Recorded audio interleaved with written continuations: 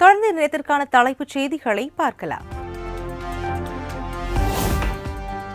கலைஞரின் கனவு இல்லம் திட்டத்தின் கீழ் 40,000 பயனாளிகளுக்கு வீடு கட்டுவதற்கான பணி ஆணை. எஞ்சிய பணியாளர்களுக்கு ஆகஸ்ட் 15ஆம் தேதிக்குள் ஆணைகள் வழங்கப்படும் என ஊரக வளர்ச்சித்துறை அறிவிப்பு.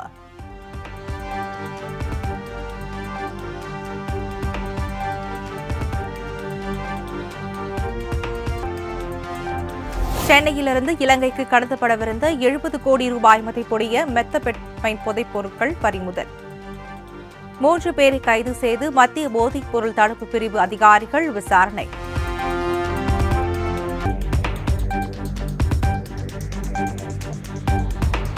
தொடர்ந்து நீர்வரத்து காரணமாக மேட்டூர் அணையில் நீர்மட்டம் 118 அடியாக உயர்வு. முழு கொள்ளளவை எட்டுவதற்கு இன்னும் 2 அடி மட்டுமே உள்ள நிலையில் வினாடிக்கு 20,000 கன அடி நீர் வெளியேற்றம்.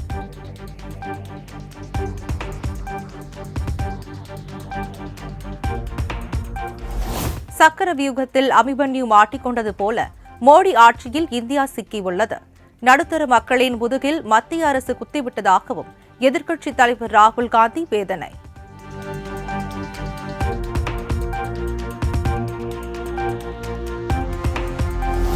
ஜிஎஸ்டி மூலம் சிறு குறு நடுத்தர தொழிலாளர்கள் முற்றிலுமாக அழிந்து வருவதாக ராகுல் காந்தி குற்றச்சாட்டு.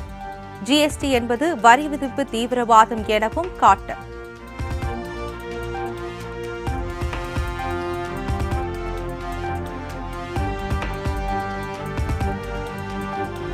கடந்த 20 ஆண்டுகளில் இல்லாத அளவுக்கு கல்விக்கு குறைந்த அளவிலான நிதி ஒதுக்கப்பட்டுள்ளதாக ராகுல் காந்தி குற்றச்சாட்டு. பட்ஜெட் உரையில் நீட் வினாத்தாள் கசிவு குறித்து ஒரு வார்த்தை கூட இடம்பெறாதது ஏன் எனவும் கேள்வி.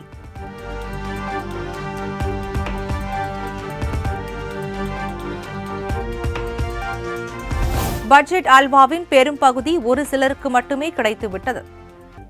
மத்திய நிதியமைச்சர் நிர்மலா சீதாராமன் அல்வா கிண்டும் புகைப்படத்தை காண்பித்து விமர்சனம்.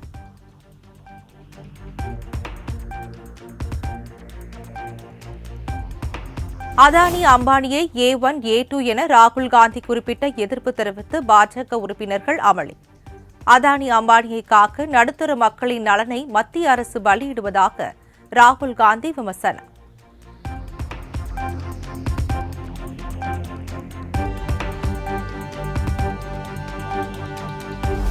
மக்களவையின் மாண்பை சீர்குலைக்கும் வகையில் எதிர்க்கட்சித் தலைவர் ராகுல் காந்தி பேசுகிறார். சபாநாயகருக்கே சவால் விடுத்து பேசுவதாகவும் மத்திய அமைச்சர் கிரண் ரிஜிஜு குற்றச்சாட்டு.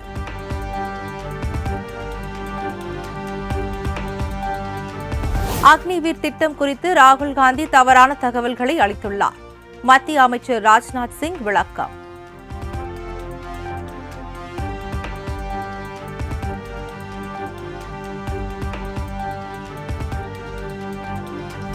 தமிழகத்தில் சட்டம் ஒழுங்கு சந்தி சிரிக்கிறது என அதிமுக எம்பி CV சண்முகம் விமர்சனம்.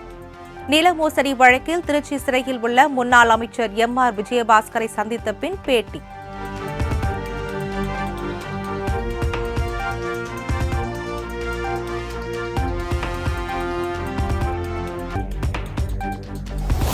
போக்குவரத்து துறையில் ஓட்டுநர்கள் நடத்துனர்கள் அதிக அளவில் ஓய்வு பெறுவதால் ஒப்பந்த அடிப்படையில் ஊழியர்கள் நியமனம். தமிழ்நாடு போக்குவரத்து துறை அமைச்சர் சிவசங்கர் விளக்கம். நடைமுறை முடிவதற்காக காத்திருந்து இப்போது முடிவடைந்திருக்கிறது. அதற்கான பணிகள் துவங்கி இருக்கின்றன. எனவே விரைவில் அந்த பணியாளர்களும் பணிக்கு எடுக்கப்பட இருக்கிறார்கள்.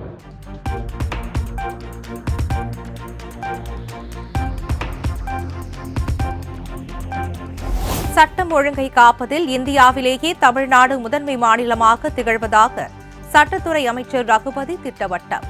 பழிக்கு பழியாக நடக்கும் கொலைகளுக்கு அரசு எப்படி பொறுப்பேற்க முடியும் என கேள்வி. தமிழ்நாடு முதலமைச்சர் இருக்கிறார் என்பதை நான் இங்கே தெரிவித்துக் கொள்ள விரும்புகின்றேன். எனவே சட்டம் ஒழுங்கை இன்றைக்கு நாங்கள் சிறப்பாக பேணி பாதுகாப்பதால் தான் இந்தியாவிலேயே முதன்மையான மாநிலமாக நம்முடைய தமிழ்நாடு இன்றைக்கும் இருக்கிறது என்பதை யாரும் மறந்துவிட முடியாது, மறுக்கவும் முடியாது.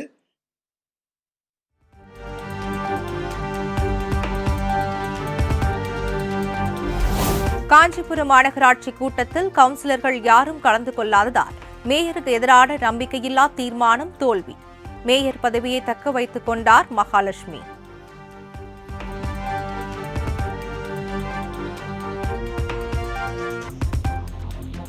மத்திய பட்ஜெட்டில் பாகுபாடு கிடையாது. திமுகவின் எதிர்ப்பு என்பது முழுக்க முழுக்க அரசியல். கோவை தெற்கு பாஜக எம்எல்ஏ வானதி சீனிவாசன் விமர்சனம். அரசியல் எது, நிர்வாகம் எதுன்னு புரிஞ்சுக்கிற தன்மை இங்க இருக்கிற ஆட்சியாளர்களுக்கு இல்லைன்னா நாங்க என்ன செய்ய முடியும்?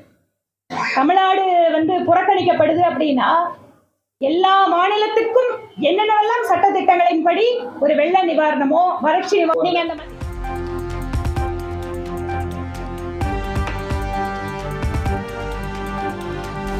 தமிழ்நாட்டில் சட்டம் ஒழுங்கு கேள்விக்குறியாக உள்ளது என முன்னாள் ஆளுநர் தமிழிசை சவுந்தரராஜன் குற்றம் சாட்டு. நடிகர் விஜய் கட்சி தொடங்குவதால் பாஜகவுக்கு எந்த பாதிப்பும் இல்லை எனவும் கருத்து. இதுல மத்திய அரசு சட்டம் ஒழுங்கை பாதுகாக்க வேண்டியது தமிழக அரசு. தமிழக அரசு இதை அவர்கள் ஒழுங்காக நிர்ணயிக்க வேண்டும் என்பதுதான்.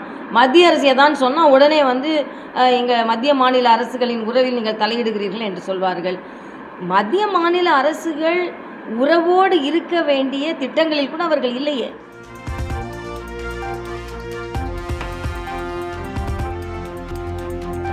கப்பலூர் சுங்கச்சாவடியில் உள்ளூர் வாகனங்களுக்கு சுங்க கட்டணம் கிடையாது என அமைச்சர் மூர்த்தி அறிவிப்பு. அமைச்சர் மூர்த்தி தலைமையில் நடந்த பேச்சுவார்த்தையில் 2020க்கு முன்பு இருந்த நடைமுறையை பின்பற்ற முடிவு. சில கட்டுப்பாடு இல்லாமல் அந்த பகுதி மக்களுக்கு அனுமதித்தார்களோ அந்த 2020 போல இப்போதும் அது அனுமதிக்க வேண்டும் என்று சொல்லி அதற்கான நிகழ்வு இப்போது நிறைவேறியிருக்கிறது.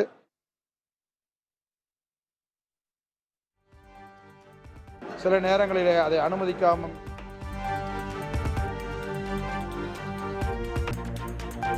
திருச்சியில் புல்லட்டில் துப்பாக்கியை எடுத்து காண்பித்து ஆயுதங்களுடன் போஸ் கொடுக்கும் இளைஞர். சமூக வலைதளங்களில் வைரலாகும் வீடியோ காட்சி.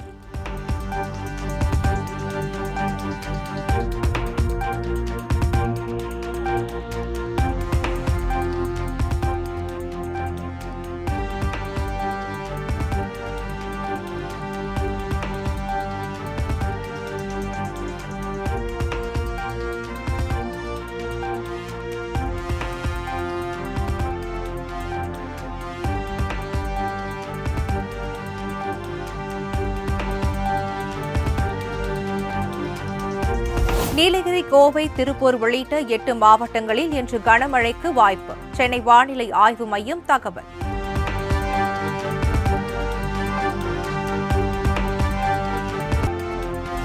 உத்தரப்பிரதேசத்தில் அரசு பள்ளி ஒன்றில் வகுப்பறையில் பாய் போட்டு படுத்துக்கொண்டு மாணவர்களை விசிறிவிடக்கூடிய ஆசிரியை.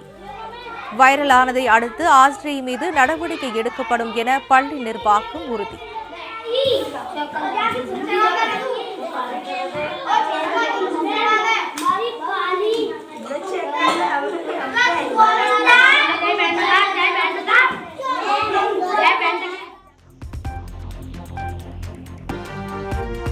பத்து மீட்டர் ஹேர் பிஸ்டல் கலப்பு இரட்டையர் பிரிவில் வெண்கலத்திற்கான போட்டிக்கு இந்திய அணி தகுதி. மனு பாக்கர், சரப்ஜோத் சிங் ஆகியோர் அடங்கிய இந்திய அணி தகுதி சுற்று போட்டியில் 3ஆம் இடம்.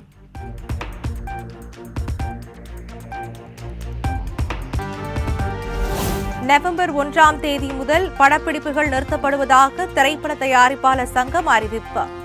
ஆகஸ்ட் 16ஆம் தேதி முதல் புதிய திரைப்படங்களுக்கு பூஜை போடப்படாது என்றும் தீர்மானம்.